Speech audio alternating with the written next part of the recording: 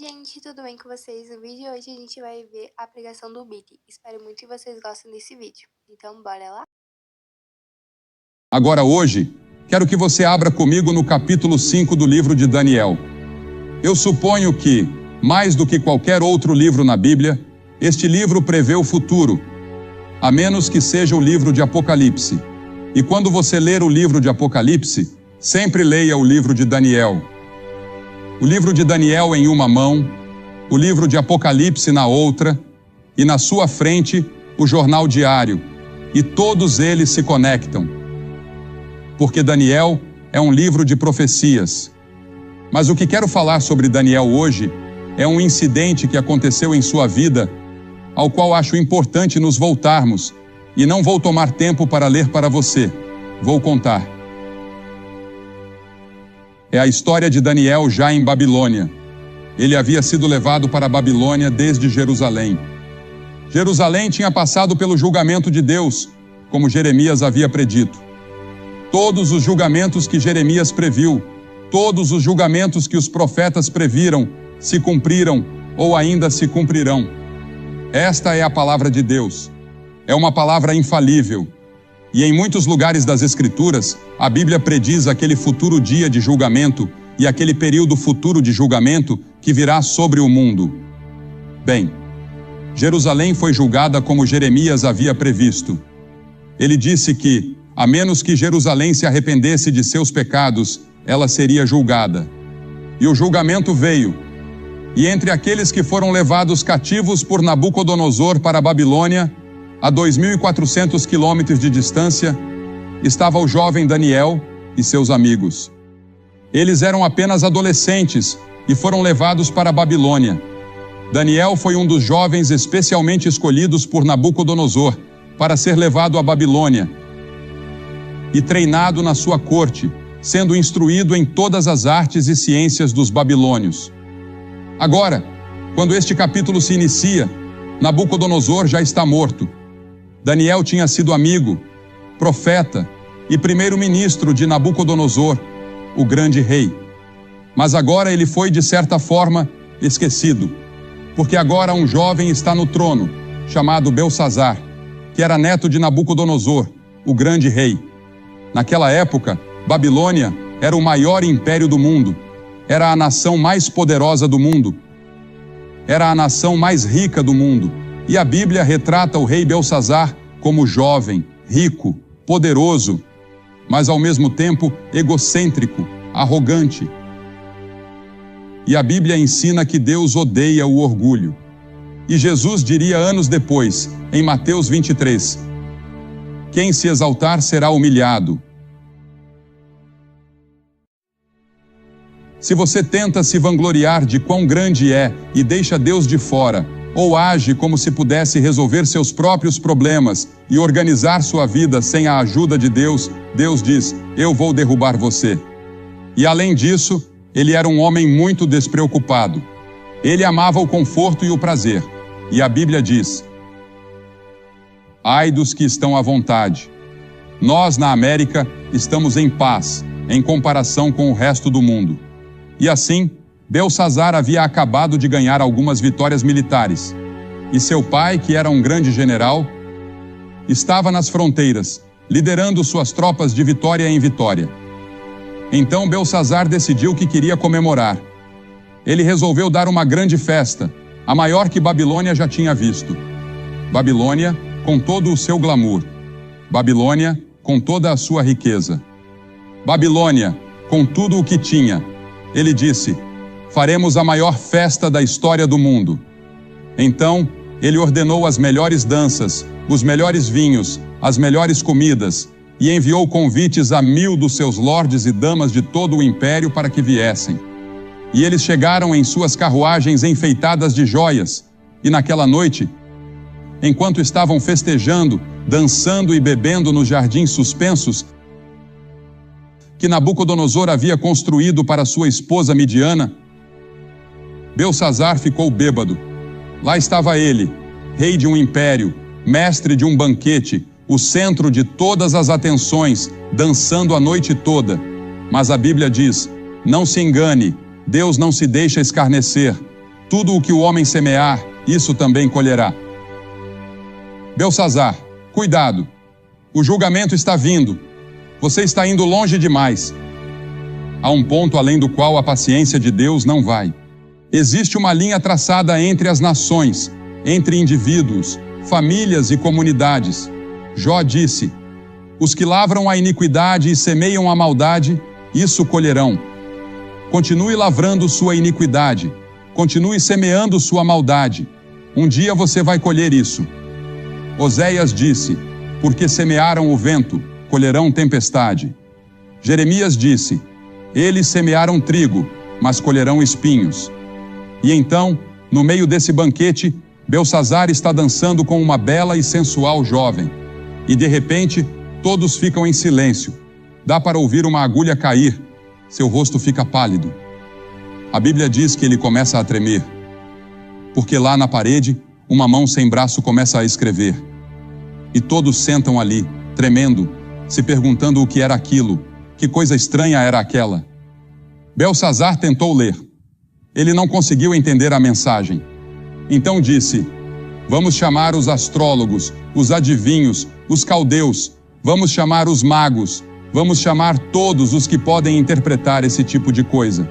E eles vieram, mas não conseguiram ler. Belsazar ficou ainda mais apavorado. A escrita ficava cada vez mais clara e brilhante. As pessoas estavam assustadas. E sua mãe ouviu falar sobre isso, e ela, por sinal, não estava na festa. Mas ela entrou e disse: filho, o que é isso que estou ouvindo sobre uma escrita estranha? E ele apontou para a parede. Ela disse: eu conheço um homem que pode ler essa escrita. Seu nome é Daniel. Ele é um grande profeta. Ele ajudou seu avô a interpretar sonhos. Ele foi primeiro-ministro sob o governo de seu avô. Ele tem vivido uma espécie de semi-aposentadoria. Talvez você não o conheça. Mandaram chamá-lo, e ele veio. Belsazar disse: Daniel, você vê aquela escrita? Se você ler o que está escrito, farei de você o terceiro governante do império. Colocarei uma corrente de ouro em volta do seu pescoço, te vestirei com vestes reais, e você será parte da família real, próximo a mim. Daniel olhou para a escrita e a reconheceu imediatamente. Aquela era a caligrafia de seu pai. Aquela era a caligrafia de Deus, o Pai. E Daniel havia estudado Deus e vivido com ele durante todos esses anos. E sabia que aquela era a escrita de Deus. Ele disse: Belsazar, eu posso ler a escrita, mas fique com os seus presentes. Eu não os quero. Dê os seus presentes a outra pessoa. Veja, Belsazar, ó rei, você se levantou contra o Senhor do céu e trouxeram os vasos da casa sagrada de Deus diante de você. E você e seus lordes, suas esposas e concubinas, beberam vinho neles, e Deus está ofendido. E você louvou os deuses de ouro, prata, bronze, ferro, madeira e pedra, que não veem, não ouvem e não sabem nada. E o Deus em cujas mãos está o teu fôlego, e em cujas mãos estão todos os teus caminhos, tu não glorificaste. Sim, Belsazar, eu lerei. Deus te deu tudo o que você tem, até mesmo a habilidade de rir. Sua comida, sua bebida, seu poder, suas riquezas, tudo veio de Deus, mas você não agradeceu ao Senhor por isso. Daniel disse: tudo bem, aqui está a escrita: Mene, Mene, Tekel, Parsim. Esta é a interpretação. Mene, Deus contou os dias do seu reino e acabou com ele. Belsazar, você acabou. Seu último dia foi vivido nesta terra. Tekel, você foi pesado nas balanças de Deus e foi achado em falta. Parsim, teu reino foi dividido e entregue aos medos e persas. E enquanto eles estavam no banquete, desconhecido dos babilônios, o grande rio Eufrates estava sendo desviado de seu curso e o exército medo-persa passou pelo leito seco do rio. Naquela noite, Babilônia caiu nas mãos dos medos e persas. Belsazar foi morto. Daniel permaneceu e se tornou primeiro-ministro no próximo império. Ambos os impérios o respeitavam por sua sabedoria, sua fé, seu propósito e sua piedade. Será que Deus está escrevendo na parede da América hoje à noite? A palavra mene também significa lembrado. Deus se lembra. Deus se lembra dos nossos pecados. Deus vê nossa pornografia. Ele vê nossos filmes obscenos. E Ele vê esses novos filmes que estão sendo lançados, zombando de Jesus Cristo. Ele vê nossas mentiras, nossos enganos e nossa corrupção que permeiam toda a nossa sociedade. Ele vê tudo e as Escrituras dizem: tenha certeza de que seu pecado o encontrará. Mas Deus se lembra de outra coisa também. Ainda não é tarde demais. Deus se lembra de esquecer. Quando qualquer grupo de pessoas, qualquer nação, se arrepender de seus pecados e se voltar ao Senhor, Ele perdoará seus pecados e curará a terra. Essa é a promessa do Senhor. Em segundo lugar, Ele diz: foste pesado nas balanças e achado em falta. A Escritura diz: tu pesas os caminhos dos justos. O Senhor diz que as ações são pesadas por Ele. Todos os caminhos de um homem podem parecer puros aos seus próprios olhos, mas o Senhor pesa o espírito. A nação, o mundo, está sendo pesado hoje à noite. Você está sendo pesado nas balanças de Deus. Nossos pecados são grandes aos olhos do Senhor e estamos sendo pesados em suas balanças. Muitos líderes pensantes acreditam que a escrita já está na parede e que o julgamento já começou a acontecer. Mas Deus nos pesa como indivíduos. Como Ele vai nos pesar? O que está do outro lado das balanças? Veja, aqui estão as balanças. Aqui está você. E aqui está o que Deus usará para pesar você. Primeiro, Ele vai pesar você pelos 10 mandamentos. Como você se sai com os 10 mandamentos? Não terás outros deuses diante de mim. Não tomarás o nome do Senhor teu Deus em vão. Não cometerás adultério. Não furtarás. Não dirás falso testemunho. Não matarás.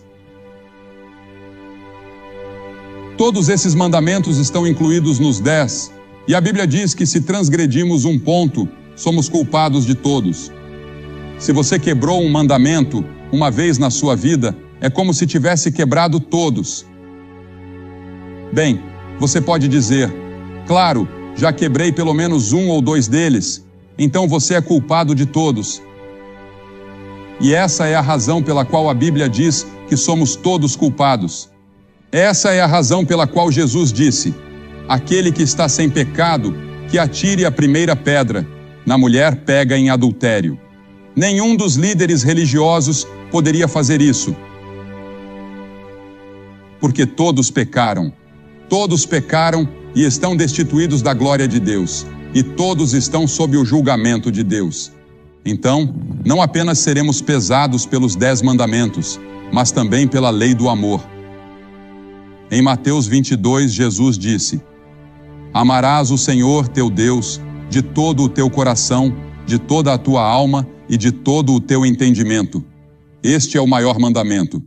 E o segundo, semelhante a este, é: amarás o teu próximo como a ti mesmo.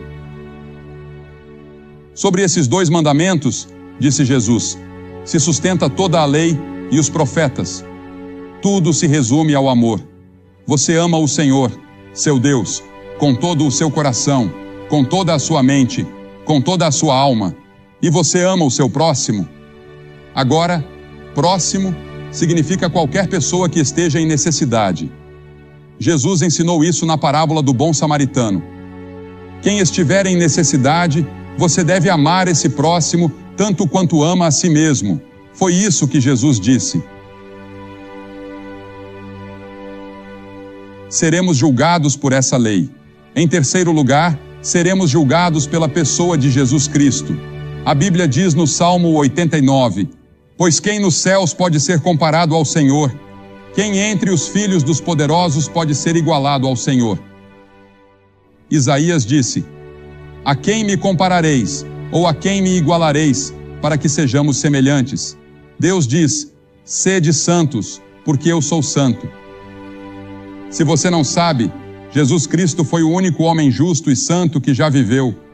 Jesus foi o único homem verdadeiramente santo da história. E se não vivermos como Jesus, e não vivermos tão bem quanto Ele, estamos aquém do requisito e da expectativa de Deus. Você pode perguntar: Billy, quem no mundo pode viver como Jesus? Ninguém. E é por isso que todos precisamos reconhecer: eu sou um pecador. Deus vai nos julgar por Cristo. Ele vai nos julgar pelos 10 mandamentos. Ele vai nos julgar pela lei do amor, mas também vai nos julgar pelas nossas obras, aqueles pecados de omissão dos quais nem estávamos conscientes. Em Mateus 25, Jesus nos lembra: porque tive fome e não me destes de comer, tive sede e não me destes de beber, fui estrangeiro e não me acolhestes, estava nu e não me vestistes, estive doente e na prisão, e não fostes me visitar. E as pessoas dirão: Senhor, quando te vimos com fome, doente, nu, sedento ou preso? E ele lhes responderá: em verdade vos digo que, na medida em que não fizestes a um destes meus pequeninos, a mim não o fizestes. Isso atinge a todos nós. Todos ficamos aquém. Então Jesus pronunciou o julgamento: e irão estes para o castigo eterno, mas os justos para a vida eterna. Você pode dizer: Billy, estou arrasado. Como alguém pode ser aprovado? Não podemos. Jesus disse em Apocalipse 3, eu conheço as tuas obras, que não és frio nem quente, ou fosses frio ou quente. Assim, porque és morno e não és frio nem quente, estou a ponto de vomitar-te da minha boca. Ouça, muitas pessoas que você pensa que vão para o céu, não vão chegar lá. E em quinto lugar, Deus vai nos pesar pelas nossas oportunidades. A quem muito foi dado, muito será exigido, ele disse. Pense em viver nos Estados Unidos, com todas as suas vantagens. Uma igreja em quase cada esquina. Uma Bíblia em quase todos os quartos de hotel. Milhões de Bíblias disponíveis. O Evangelho pelo rádio e pela televisão. Pense em viver aqui. Ele vai nos julgar pelas oportunidades que tivemos. Pense na literatura cristã disponível nas livrarias. E não aproveitamos isso. A quem muito foi dado, muito será exigido. Você pode dizer: bem, Billy, mesmo nesse ponto, eu não consigo dar conta. Não. Mas a glória de tudo isso é que existe um Evangelho. E o Evangelho é uma boa notícia para pessoas como você, que estão sentadas aí dizendo: estou culpado. A boa notícia é que Deus enviou seu Filho Jesus Cristo à cruz para morrer por você.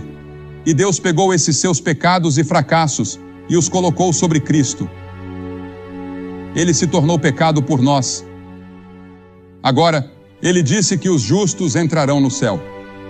Como eu vou conseguir essa justiça por conta própria se não a tenho?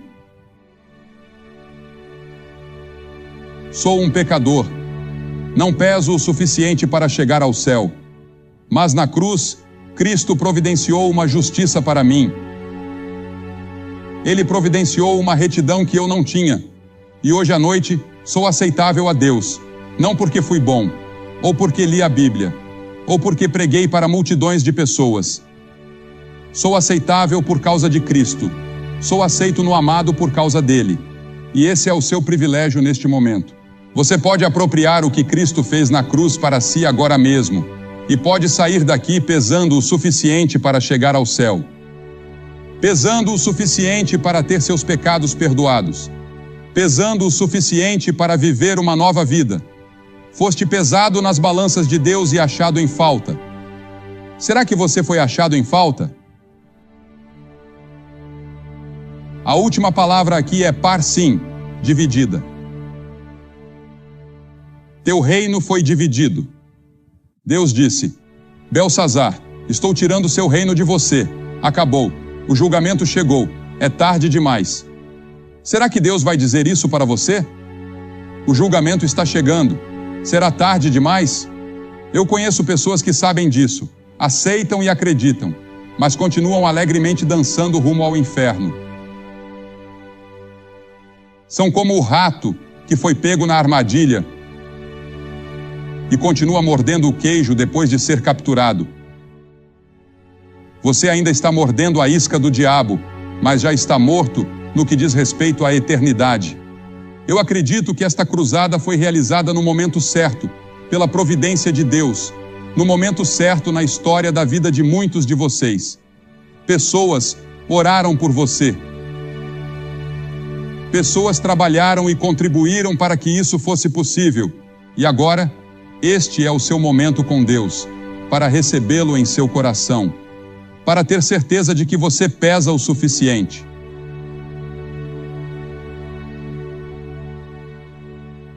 Não, eu não estarei no julgamento. Agora, pois, nenhuma condenação há para os que estão em Cristo Jesus. Não vou dizer a você que estarei lá. O julgamento que eu merecia foi levado por Jesus Cristo na cruz. E eu aceitei o que ele fez, mesmo que tenha parecido tolo e um pouco ridículo para mim naquela noite, dizer sim a Jesus Cristo na frente de todas aquelas pessoas. Eu fiz isso. E agora vou pedir que em poucos instantes você se levante do seu assento, venha até aqui à frente e fique em frente a esta plataforma dizendo: ao vir, eu quero Cristo no meu coração. E depois que você vier, direi algumas palavras a você, farei uma oração com você e te darei alguns materiais para que depois possa voltar e se juntar aos seus amigos. Mas não deixe esta tarde passar sem dizer sim a Jesus Cristo. Porque veja, você pode nunca mais ter outro momento como este. Este pode ser o último momento que você terá. Agora é o momento de se levantar e vir, junto com as centenas de pessoas que vieram esta semana, até mesmo 1000. Venha e junte-se a eles dizendo hoje: eu quero que Cristo perdoe meus pecados. Eu quero ter certeza de que vou para o céu. Eu quero pesar o suficiente quando for pesado nas grandes balanças de Deus no grande julgamento. Se você está lá na galeria superior, pode levar alguns minutos para chegar aqui. Então, venha agora, rapidamente, de todos os lugares. 100 de vocês. Deus está falando com você. Você pode estar no coral. Você pode ser um dos servos aqui. Quem quer que você seja, levante-se e venha. Nós vamos esperar.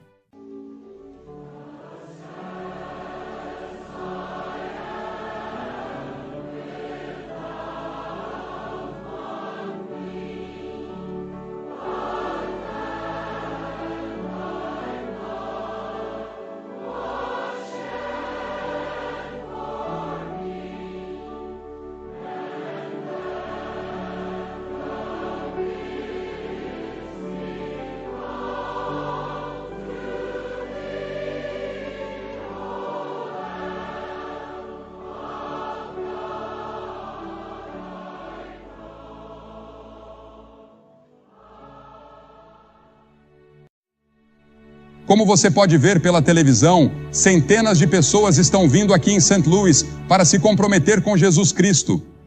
Elas querem ter certeza de que seus pecados estão perdoados. Elas querem saber que pesam o suficiente nas balanças de Deus. Não, eu não acredito que seja tarde demais para os Estados Unidos se voltarem para Deus. Eu acredito que ainda podemos ter cura em nosso país. Eu acredito que podemos nos voltar para Deus e encontrar uma nova atmosfera se fizermos isso. Mas isso também pode acontecer na sua vida como indivíduo, pode acontecer na sua casa, na sua rua, na sua comunidade, no seu apartamento, onde quer que você esteja. Mas tem que começar com alguém. Pode começar com você. se você disser sim a Jesus Cristo agora. Espero que você faça esse compromisso. Como a gente pode ver, a pregação foi incrível. Foi tipo assim, incrível, gente, porque Deus falou profundamente e a gente viu a quantidade de pessoas que aceitaram Jesus. Então, se você aí também se tocou por essa pregação, aceita Jesus, que é a melhor escolha que você vai fazer. Muito obrigada por ter assistido esse vídeo e até mais.